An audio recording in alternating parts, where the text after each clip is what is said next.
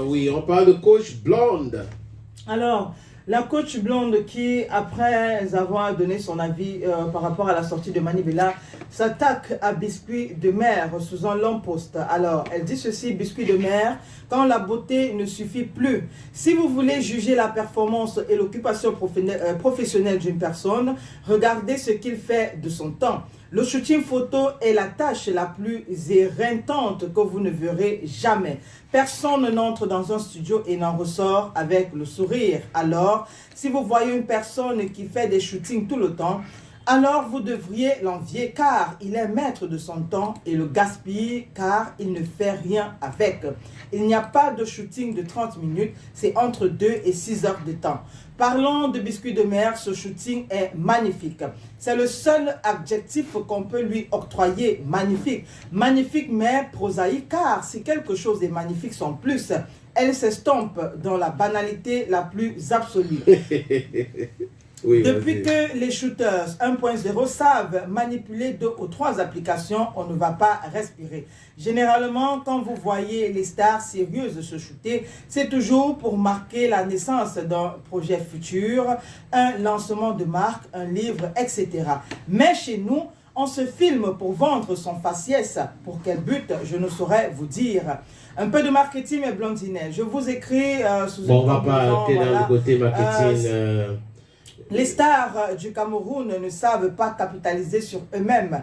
La seule personne qui sait vendre dans ce pays, c'est le président. Même Samuel Eto'o, une superstar, n'a pas su capitaliser son image comme il fallait pour devenir un mythe. Voilà Achille Mana qui est obligé de se dash pour vivre car il ne pense jamais à l'après-carrière. Biscuit de Mer vit encore dans le passé, elle n'arrive pas à se détacher de son image de bimbo superficielle pour enfin entrer dans le temple de la maturité. Elle est le prototype parfait pour devenir mentor et coach en développement personnel. Nous avons assisté à son apogée, à sa chute, sa descente aux enfers et nous sommes en train de vivre sa renaissance. Elle a la preuve sociale pour lancer sa marque de cosmétiques qu'elle aurait pu nommer Phoenix ou son livre intitulé « Celle qui avait envie de vivre ». Pour nous raconter comment elle a bravé un destin qui ne lui réservait que le chaos et comment elle s'en est sortie. Parfois même Dieu vous envoie des signes que vous ne voyez pas.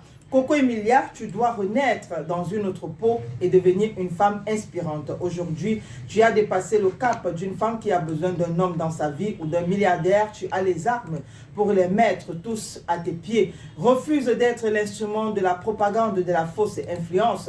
Aujourd'hui, on t'adoube d'éloges parce que Muriel Blanche devient déjà un peu trop rebelle et que son mari a un peu d'argent pour gonfler son ego. Alors, plusieurs pages te font des éloges factices car à la première occasion, ils te donneront à manger au loup. Bon, je vous remets mon lien d'âge. Voilà donc le post. Et est-ce qu'on peut prendre même un ou deux commentaires? Alors, les commentaires, oui. Alors, les commentaires. Ok. Chebal d'Afrique, le panafricaniste, dit: quand je vais dire que la coach blonde est forte, vous allez crier. Il faut aller à l'école pour comprendre la merci.